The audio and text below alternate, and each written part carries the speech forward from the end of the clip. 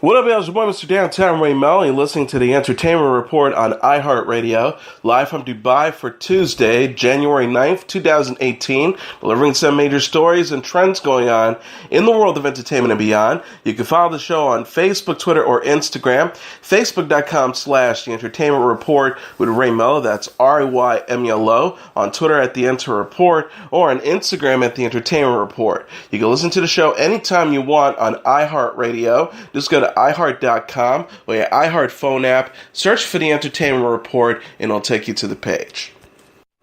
Recapping the Golden Globes, Sterling K. Brown, Aziz Ansari, and Oprah Winfrey made history Sunday during the Golden Globes by winning awards in their respective fields. Brown took home the Golden Globe for Best Performance by an Actor in a Television Series Drama for his work on This Is Us, the first black man to win the award. Brown said during his acceptance speech, where he thanked This Is Us creator Dan Fogelman, "You wrote a role for a black man that could only be played by a black man, and what I appreciate so much about this thing is I'm being seen for who I am and being appreciative for who I am." He continued, "And it makes it much more difficult to dismiss me or anyone who looks like me." Ansari then became the first Asian man to win the award for Best Performance by an Actor in a Television Musical or Comedy for Masters of None. The comedian said on stage, "I generally didn't think I was going to win because all the websites said I was going to lose. The only reason my acting is good is that show is because everybody else holds me up." Oprah Winfrey, who was honored with the prestigious Cecil B. DeMille Award, gave a rousing speech that left audiences in tears, where she celebrated becoming the first black woman to receive the award. She said in 1982, Sidney Poitier received the Cecil B. DeMille Award right here at the Golden Globes. She says, "It is not lost on me that at this moment there are some little girls watching as I become the first black woman to be given this same award." A number of actresses, including Meryl Streep, Amy Poehler, Laura Dern, and Michelle Williams, attended the Golden Globes with activists as their dates. Susan Sarandon, Emma Stone, Emma Watson, and Shailene Woodley joined Streep, Poehler, Dern, and Williams in the endeavor. The stars, who also wore black to show support for the #MeToo and #TimesUp movements, furthered their messages of spreading awareness about sexual harassment and gender inequality by bringing the activists as dates. The women said in a joint statement, "We believe we are nearing a tipping point in transforming the culture of violence in the countries where we live and work. It's a moment to transform both the written and unwritten rules that devalue the lives and experiences of women." Streep, who was nominated for Best Actress in a Motion Picture Drama for her role in The Post, brought with her to the ceremony Ali Jen Poe, who organizes female immigrant workers and is the director of the National Domestic Workers Alliance and is the co-director of Caring Across Generations campaign.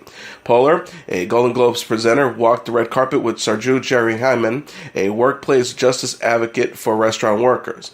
Dern, who won the Golden Globe for Best Supporting Actress in a Series, Miniseries, or Motion Picture for TV for her work in Big Little Lies, was accompanied by Monica Ramirez, who works to end sexual violence against women and advocates for Latina empowerment.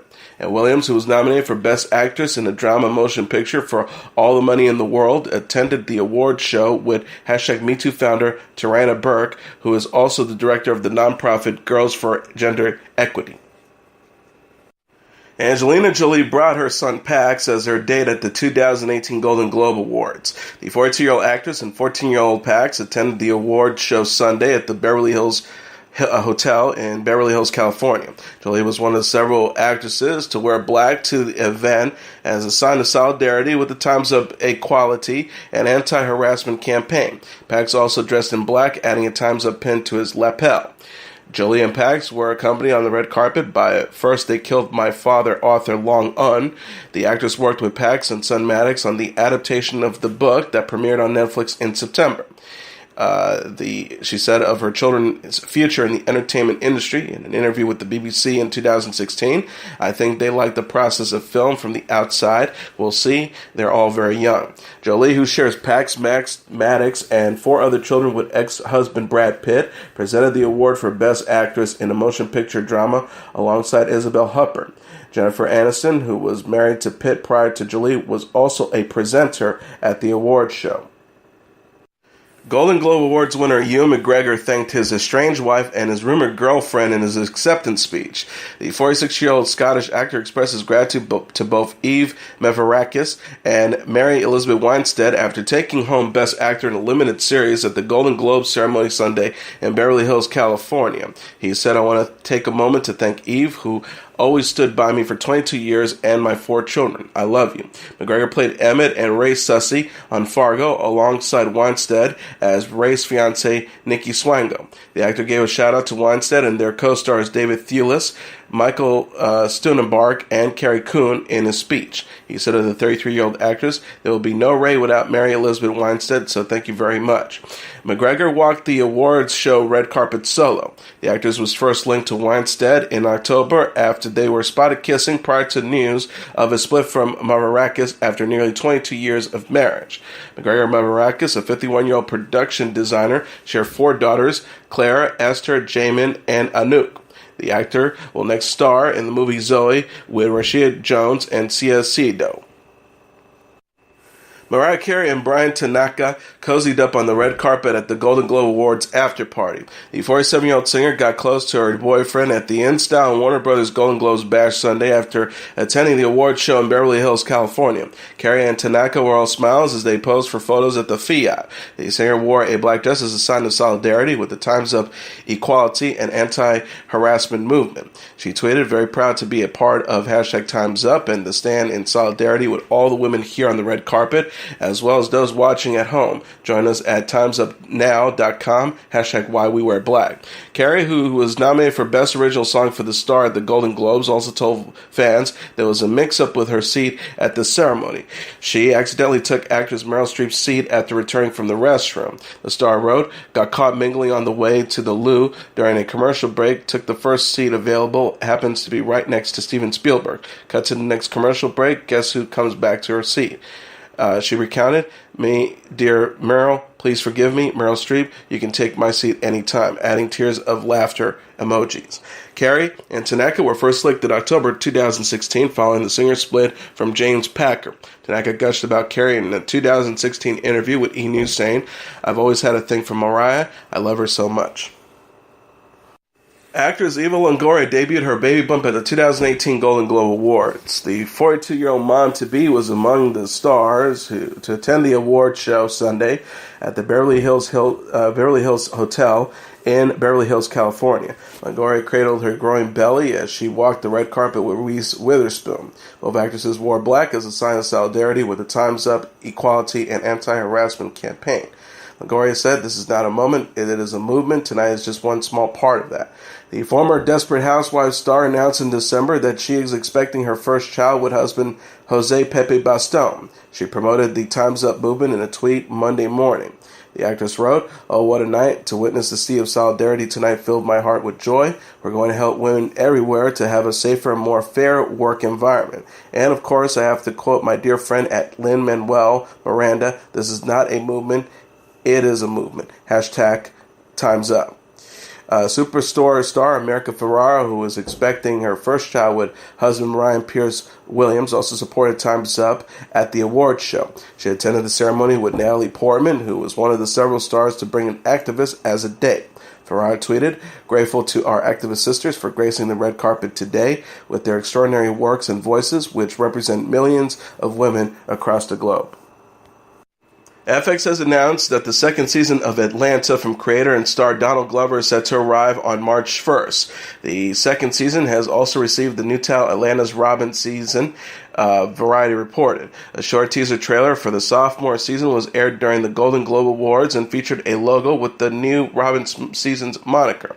Stephen Glover, Donald's brother and a writer on the show, explained to the Hollywood Reporter that the Robin season names refers to a time in Atlanta before Christmas and New Year's when crime is on the rise. Stephen said, "People have to get Christmas gifts, so it's a time where robbery will go up. You might get your package stolen from the very front porch. It's just a very intense and desperate times. Donald also said that 1990's cartoon Tiny Toon Adventures served as an inspiration for Robin's season. Donald said, "We just went into it like, why are we going to do season 2? Everybody does season 2. And in the writer's room, we talked a lot about how I spent my summer vacation by Tiny Toons, which was a show we all really liked, and that was kind of the inspiration for season 2. FX also announced the drama Trust will debut on March 25th, and the final season of The Americans will premiere on March 28th.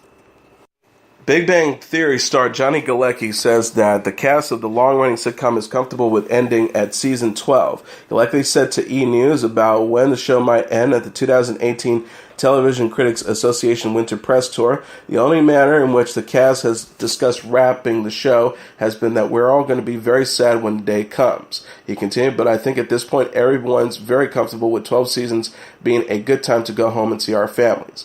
The Big Bang Theory was renewed for 2 more seasons in March, with the current ongoing 11th season debuting in September. The series also stars Kaylee Kuko, Simon Helberg, Maya Biliak, Kunar Nayar, and Jim Parsons, whose character Sheldon Cooper received a spin-off at CBS titled Young Sheldon, which was recently renewed for a second season. Galecki is set to reprise his role as David Headley in an episode of ABC's Roseanne revival. The actor said of returning to TV line at the TCA Winter Press Tour, "It was probably most uncomfortable only to me because obviously Big Bang is my home and my family. But I probably wouldn't have been on Big Bang if it hadn't been for Roseanne. So there were the politics to be considered about, but everyone was very supportive." Outlander star Katrina Balfe is happy to be engaged. The 30-year-old Irish actress who played Claire Fraser on the Star series confirmed her engagement to Tony McGill at the Golden Globe Awards Sunday. She told People on the red carpet, "It happened over the break. I'm very happy." Balfe wore her engagement ring on her left hand and another diamond sparkler on her right. She was one of several stars to dress in black as a sign of solidarity with the Times Up equality and anti-campaign harassment. E! News reported Balfe, who was nominated for Best Actress in a television series drama, has been dating McGill for years. The couple were first linked in 2015 after a friend shared an Instagram video of Balfe sitting on McGill's lap. Outlander is based on the Outlander book series by Diana Gabaldon. The show co-stars Sam Heughan as Jamie Fraser and completed a 3rd season in December. Gwyneth Paltrow is feeling incredibly lucky to be engaged. The 45-year-old actress confirmed her engagement to producer Brad Falchuk in the new Sex and Love issue of Goop magazine. She also shared the news in a statement Monday to Good Morning America. The star said, "We feel incredibly lucky to have come together at this juncture in our lives when our collective successes and failures can serve as building blocks for a healthy and happy relationship." Paltrow, who covered the Goop issue with Falchuk, opened up in the cover story about finding love with the American Horror Story co-creator following her divorce. She split from Coldplay singer Chris Martin in 2014. The star told People, "Personally, at midlife, I have tried to accept how complex romantic love can be." She explained, "I have decided to give it a go again, not only because I believe I have found the man I was meant to be with, but because I have accepted the soul-stretching, pattern-breaking opportunities that terrify as are much possibly made by intimacy." Paltrow and Falchuk were first linked in July 2014 following the actress's split from Martin.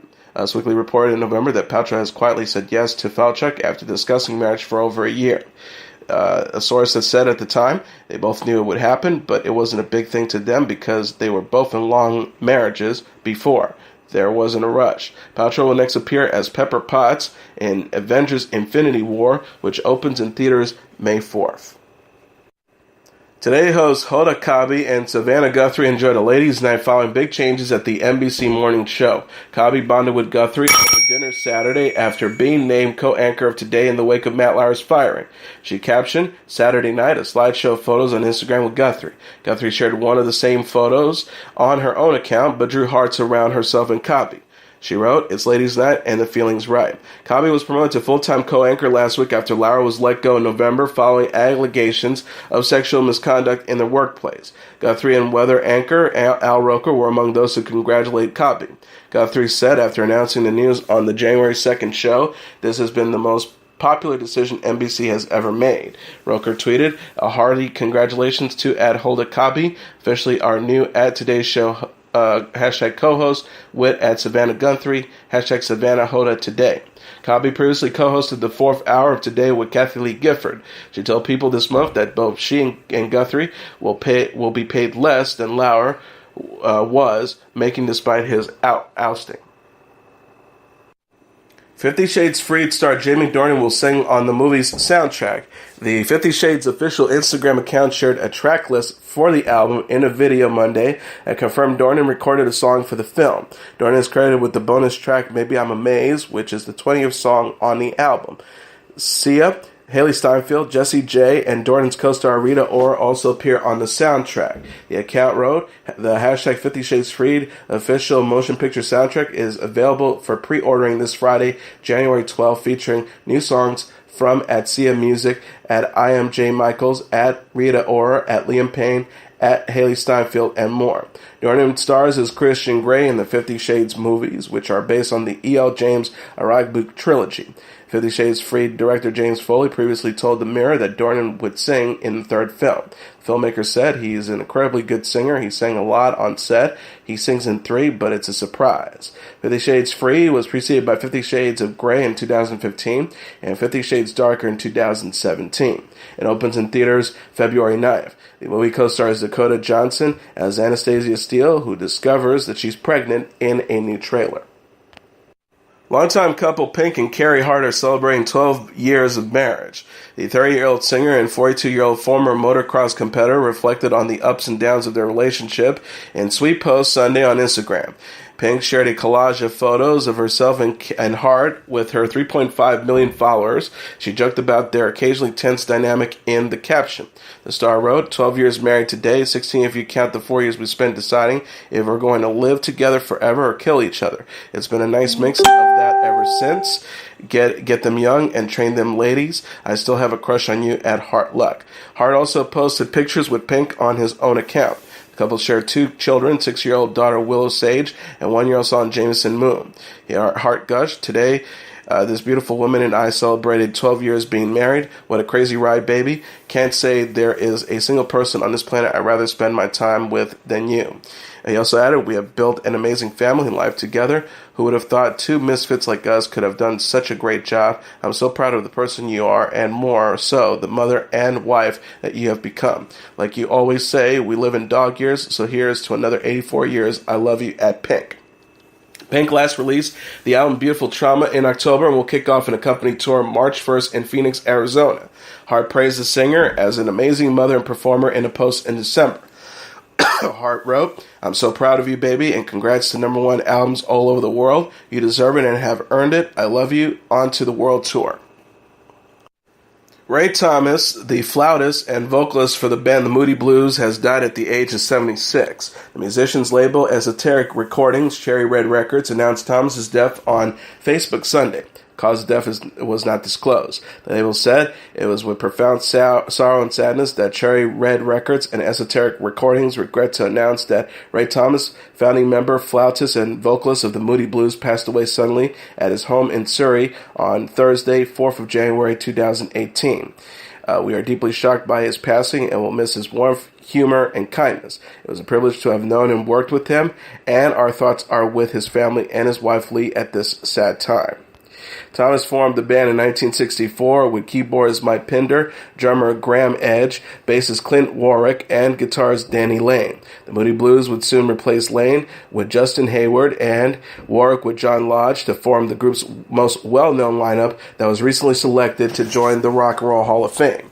Lodge wrote on Twitter Sunday, Ray and I have been on this magical journey through life together since we were 14, 2 young kids from Birmingham who reached for the stars, and we made it together. El Ride, you will always be by my side, hashtag Moody Blues, at Rock Hall, at Moody's Cruise, which Thomas and Lodge first performed in.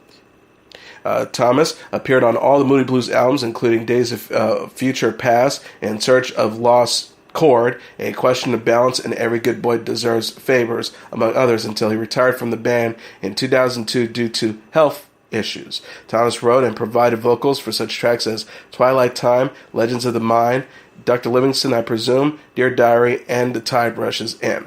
He was 76.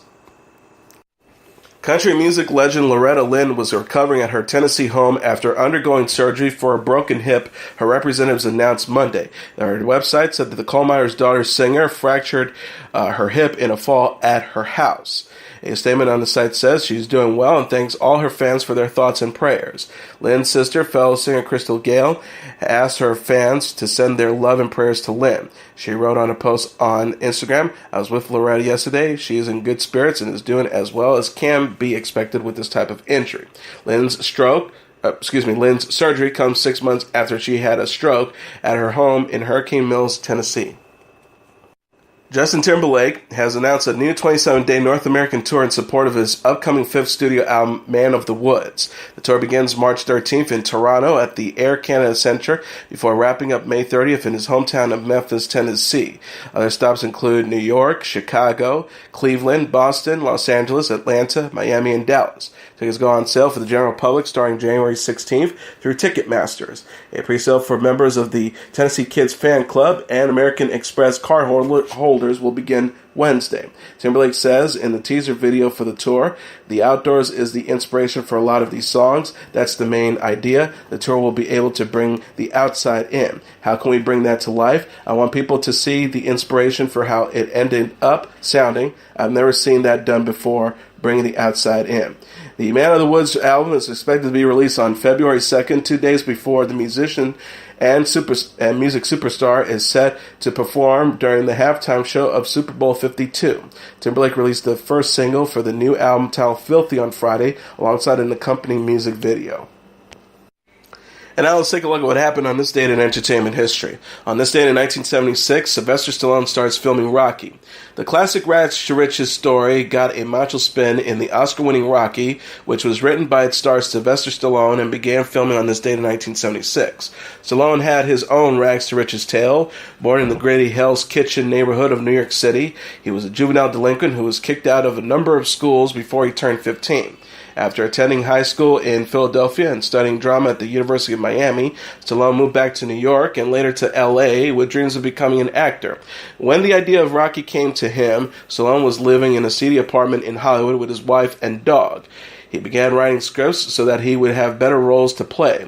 According to a profile in the New York Times published November 28, 1976, he wrote the entire Rocky script in a frenzied 3.5 days.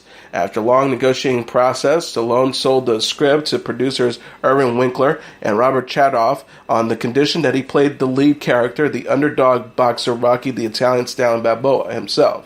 His only previous leading role was in the low-budget flops The Lord of Flatbush in 1974, and that the producers had wanted to cast an actor with a higher profile, such as James Caan, Burt Reynolds, or Ryan O'Neal. The inspiration for Rocky was a real-life fight between the world heavyweight champion Muhammad Ali and a little-known club fighter named Chop Wepner. In March 1975, Wepner won 15 rounds against Ali in a title bout in Cleveland, Ohio. He had been such a big underdog before the fight that Sports Illustrated ran his picture on their cover with the headline, "Boxing's Strange Encounter." In the movie, Rocky Balboa is a club fighter from Philadelphia who takes on the reigning world heavyweight champion Apollo Creed, played by Carl Weathers, with the help of his trainer Mickey, played by Burgess Meredith, and his love interest Adrian, played by Talia Shire.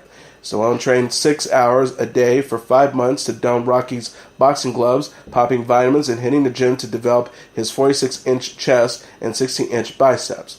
Directed by John Avildsen and shot 28 days on a $1 million budget, Rocky divided critics both raves and pans, but it became the sleeper hit of the year, making Stallone, who got 10% of the grosses, a rich man and a bona fide star.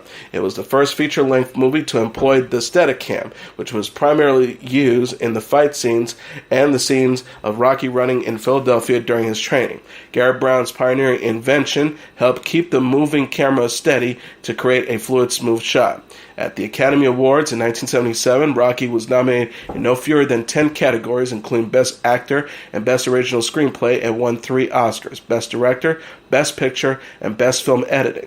It also spawned 5 sequels, including Rocky II, Rocky III, Rocky IV, Rocky V, and over the course of the 80s, and Rocky Balboa in 2006. And also on this date in 1979, pop luminaries gathered at the UN for the Music for UNICEF concert. In an effort to call attention to the poverty, malnutrition, and lack of access to quality education affecting millions of children throughout the developing worlds, the United Nations proclaimed 1979 the, quote, International Year of the Child. To publicize the proclamation and raise money for UNICEF, the United Nations Children's Fund and plans were laid for a concert fundraiser featuring dozens of leading lights of late 70s pop.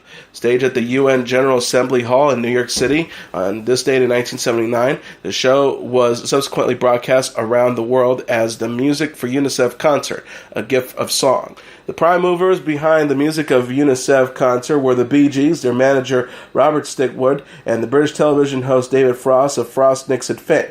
1971 concert for Bangladesh, which raised millions for UNICEF through ticket sales and royalties from the concert films and albums, provided the template that the Bee Gees El Al planned to follow with an important added twist. The organizers of the 1979 concert asked all participating stars to donate to UNICEF the royalties from the songs they performed during the show.